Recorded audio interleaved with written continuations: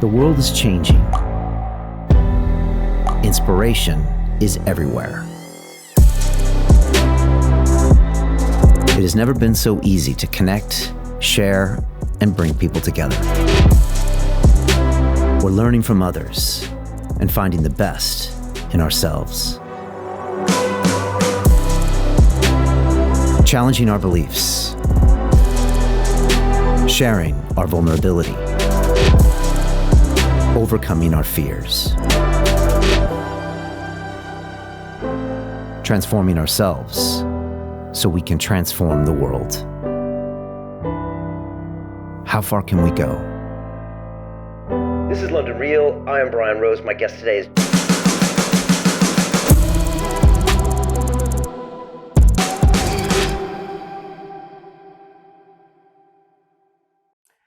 This is London Real. I am Brian Rose. My guest today is Dr. David Martin, the American author, professor, and researcher. You are the founder and CEO of MCAM, which provides research and advice to over 160 countries regarding finance, patents, and trades. You were the central figure in the documentary film Plandemic 2, which we live streamed here on our Digital Freedom platform to over 2 million viewers, the largest live broadcast of a documentary film in history. In the movie, you exposed the elaborate web of deception and lies by governments, corporations, and regulators that caused the COVID-19 pandemic. And you also appear in the latest installment, Plandemic 3, The Great Awakening. Ultimately, you believe COVID was a pre-planned act of biological and chemical warfare perpetrated on the human race. And you said exactly that in the European Parliament during the recent International COVID Summit in Brussels. David, welcome back to London Real. I am so happy to see you, Brian. It's great to be here. And man, what a beautiful suit you've got on.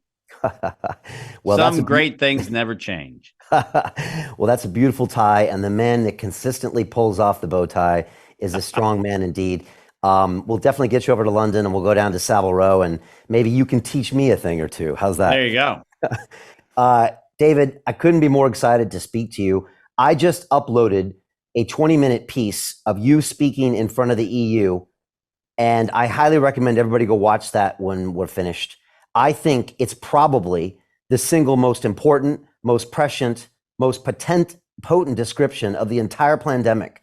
And you break down everything that you've been talking about for 20 plus years, and you take us all the way back to 1965 when this whole thing started. And I had a couple flashbacks back to Plandemic 2, but you didn't go all the way into it in Plandemic 2 because it was probably so much information and it was early days. But what you said recently in front of the EU, along with the emotional content, for me, it's the most powerful thing I've seen in years. And I was curious, how would you describe, what you said? Because I think the average person watching us right now has no idea of the detail that you can break down as far as the traces of what happened to us the last few years. Brian, a lot of people have asked how I do research. And in the case of not only the coronavirus situation, but in the case of anthrax and in the case of conotoxin, in the case of an enormous number of other things, including the Ebola campaign during the mid-2010s, the difference between what a lot of people do and what I do is I watch the thing as it unfolds.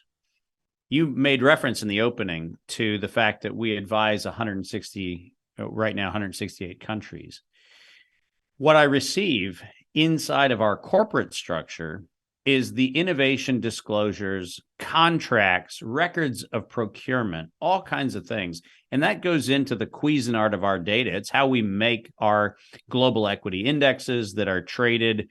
It's how we do our business. And so we don't look for things. We actually have a system that flags things. I can set flags for all sorts of things. I can set flags for violations of laws. I can set flags for all sorts of either themes or content or actors or whatever. And in the early 2000s, and a lot of people don't know this, but in the early 2000s, when we were asked to look into the anthrax outbreak, which most people don't even remember. I mean, when we talk about September 2001, everybody thinks about planes and towers. But the global fear in September of 2001, and the thing that was exploited to pass what ultimately became the PrEP Act in 2005, was the anthrax outbreak that allegedly happened at the end of the month. And because of the cognitive dissonance of did planes really fly into towers, people forget that the real terrorist attack was actually anthrax. And the problem about forgetting that is people also forget that several years after the alleged investigation, we were able to definitively and unequivocally and without censorship say the United States Department of Defense attacked America. There you go. It's not hard. And the problem, right, is by the time that statement was made, kind of like UFOs are real, gender isn't real, all of the crazy other things that people say, the problem is by the time you get to the conversation where people admit, oh my gosh, the US really did anthrax to itself, people have forgotten the story. And so in many respects, COVID is amnesia 2.0. That's how we should describe it, because this was another US did it to itself, right? And the Wall Street Journal just this past week, and this part cracked me up, through this amazing FOIA request, which allegedly was something they fought long and hard for. You know what they found? What you and I talked about nearly 3 years ago. But if you're looking for the whodunit as a forensic investigator versus you're observing the crime as it unfolds, you have two very different perspectives. And what I really did at the EU Parliament is said, hey, slow the tape down. Let's get all the facts on the table. Coronavirus, COVID-19, the whole thing was premeditated. It was murder. It was active terrorism by a state against the world. Let's call it what it is. And let's not pretend like maybe there's a more complex explanation for, I don't know, the facts.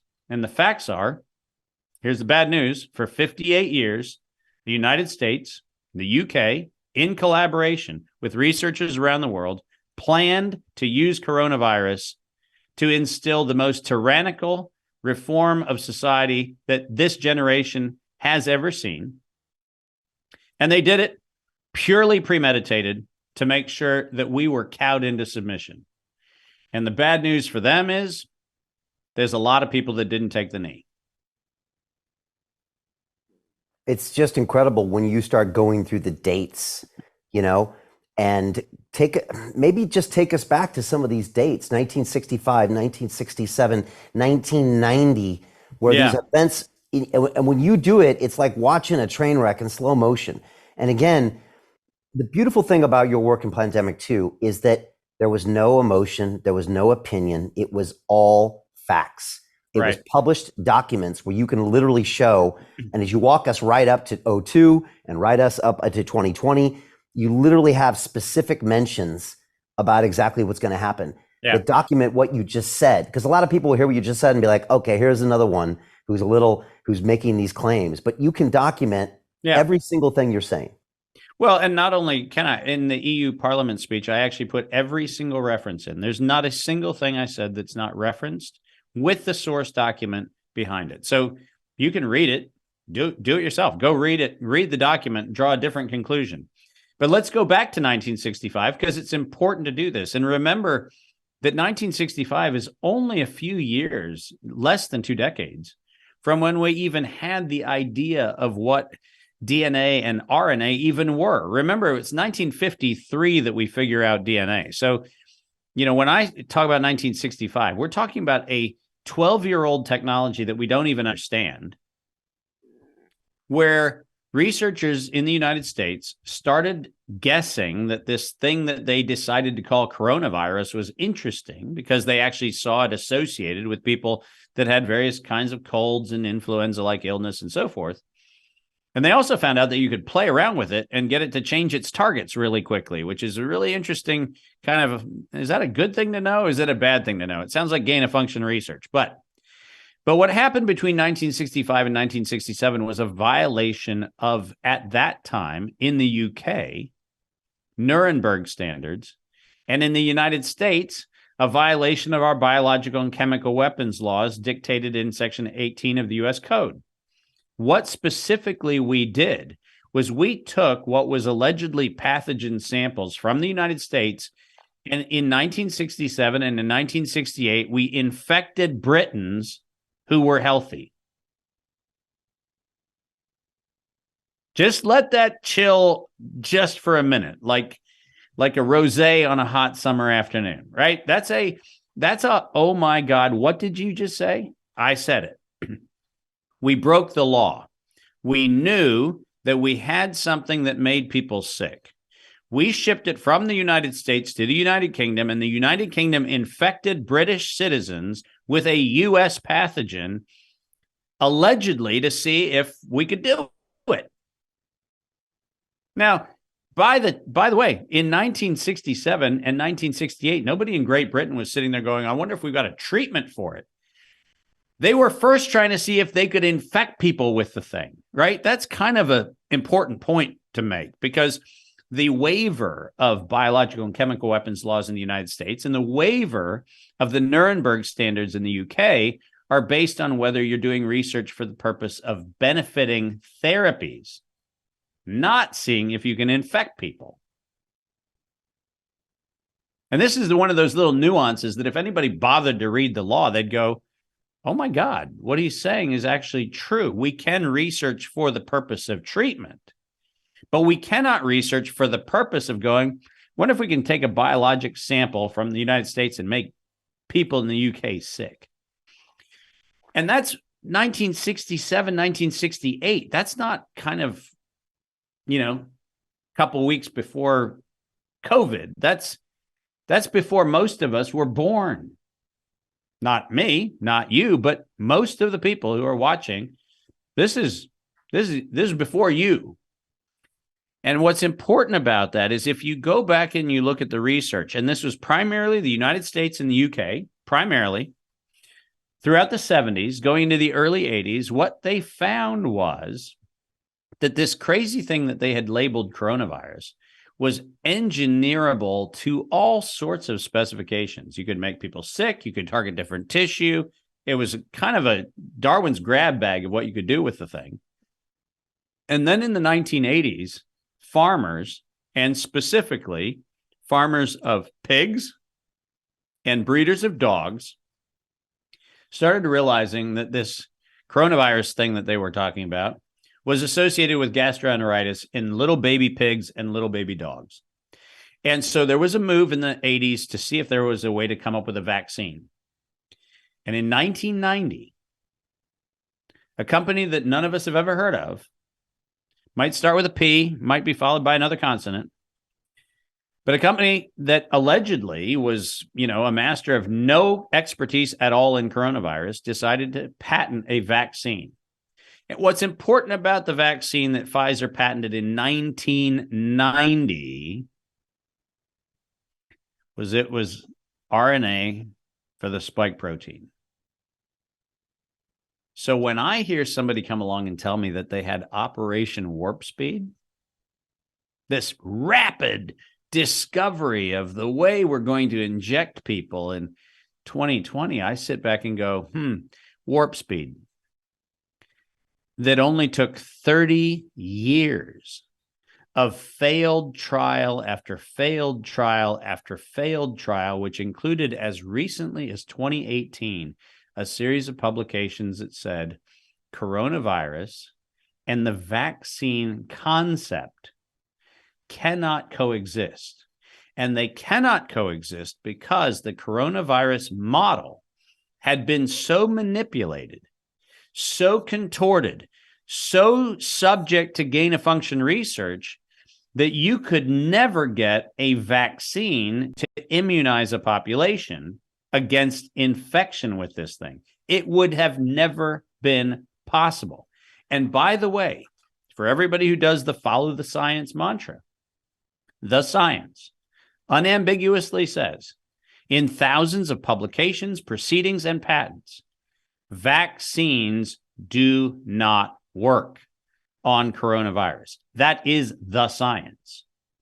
And by the way, nothing about COVID-19 has changed the science, because we now know that every injection that was ever given to anybody failed to stop infection or transmission at all. So my little observation about the 30-year scientific history is unfortunately backed up by the fact that even this go round, we haven't been able to immunize the population against anything. And so, Brian, the point of all of this legacy is that it was 30 years and it was Pfizer. It wasn't another company. It wasn't GlaxoSmithKline. It wasn't Sanofi Aventis. It wasn't those. It was Pfizer who had a mandate from what became World Health Organization, Bill and Melinda Gates Foundation, Gavi, the NIAID, all of the DARPA funding. Pfizer was the lead horse in the race because they, in fact, owned the race. So is it a surprise that Pfizer is allegedly a dark horse in 2020 that comes out with this instantaneous ability to respond to something that they had 30 years of failed trials to produce and never once succeeded? You know, these are things where, unfortunately, the evidence is self-evident. It's just mind-blowing, these facts. But it gets even better with your narrative. Walk me through, say, another 10 years, especially as we get up to 2002. Yeah. And some of the stuff going on in Chapel Hill, because this story gets even more interesting. It's kind of like the Bible. It gets even more interesting. Yeah, well, so 1990, we find out that dogs and pigs still get sick. And in fact, when you inject them with the Pfizer vaccine, they die. So there's that problem. And it's really unfortunate, by the way, if a side effect of a thing that's supposed to make you healthy is death, it does feel a little awkward to try to pitch it as a solution. And not surprisingly, Anthony Fauci, because by this time, you'll recall, in the 1980s, he got the National Vaccine Injury, the National Childhood Vaccine Injury Act passed 1986 with President Reagan. And if we go back and look at what his dream was, in fact, he stated it, he misspoke on camera. He said invariably within his career, he meant inevitably, but invariably within his career, he was going to produce a universal vaccine. He was going to try to use HIV scare back in the 1980s to be the animating impulse to get the public to fall for a universal vaccine. And he thought, and researchers at the University of North Carolina, Chapel Hill verified, that you could take the coronavirus model and use it as a vaccine vector. Now, let me unpack what that means, because a lot of people don't know what that term means. Because of the nature of the product that we call the coronavirus, and I'm not going to get into is there or isn't there. What I'm saying is the object identified as coronavirus has a series of proteins on the outside of it, which actually connect with the cell. And that instructs the cell to allow the contents of that thing to actually get into the cell. Now, what makes that particularly interesting is that because it can be so precisely engineered, if you were going to deliver another agent, whether that other agent was a vaccine, whether that other agent was a therapeutic, if you were going to deliver another agent using this particle, the coronavirus model, as a way to deliver a thing was actually a plausible idea. So plausible that Anthony Fauci in the early 1990s figured out that he was going to use the coronavirus model as a vaccine for HIV. So in other words, you're going to take the coronavirus, put HIV in it, and that was going to be the vaccine. So that's a pretty dark thing I just said. I said it in a fairly light way, but it's a pretty terrifying thing when you hear what I just said. He was going to use coronavirus as the delivery agent for HIV. But there was a tiny problem. GlaxoSmithKline and others had this drug called AZT, which was being used to allegedly treat and really kill AIDS patients. And AZT had 7 years of patent life left on it. So what Anthony Fauci did was he actually decided to let the whole HIV vaccine thing go on ice for a little while the 7-year remaining patent life of AZT and the extortionary pricing that came with that patent came at the expense of the lives of AIDS patients. And what they did was from the late 1980s, technically, up until nearly 2000, right, 1999, they allowed AZT to run out its patent, extorting healthcare across the world, billions of dollars to kill AIDS patients. And then they decided to pick up the injection program at UNC Chapel Hill in 1999. And they funded a guy named Ralph Barrick and his collaborators at UNC Chapel Hill.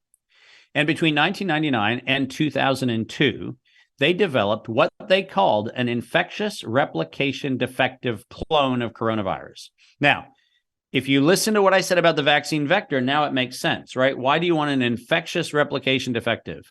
Well, infectious means you want the thing to make the cell sick and you want to introduce it, but you don't want it to then propagate like the other viral models do, which says that once inside your cell, you make more of them and then they go out and they infect other people.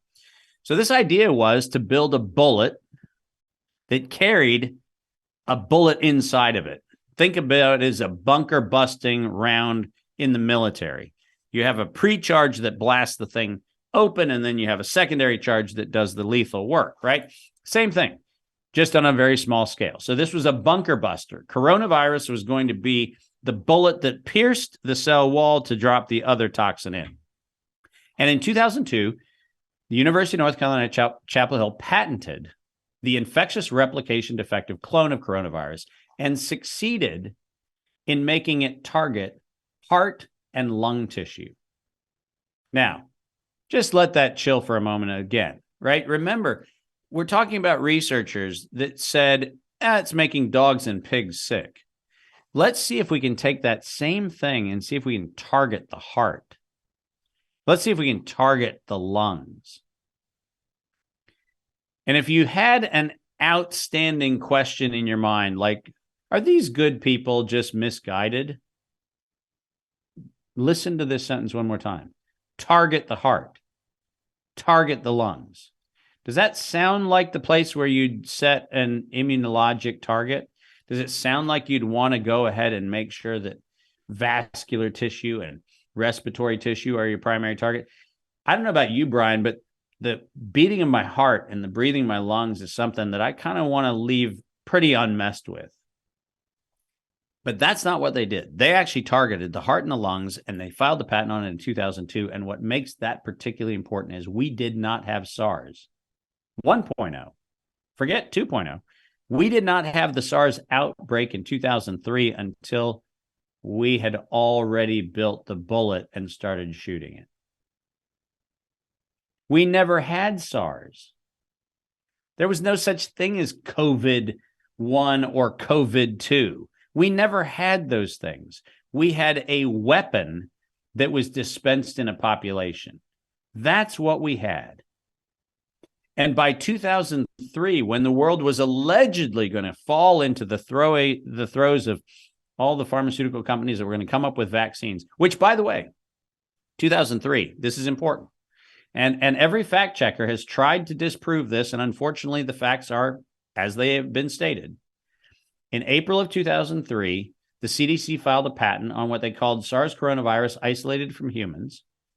It took them 4 years to get that patent issued. It took them bribing the patent office to get it issued after the patent examiners twice rejected it as an illegal patent.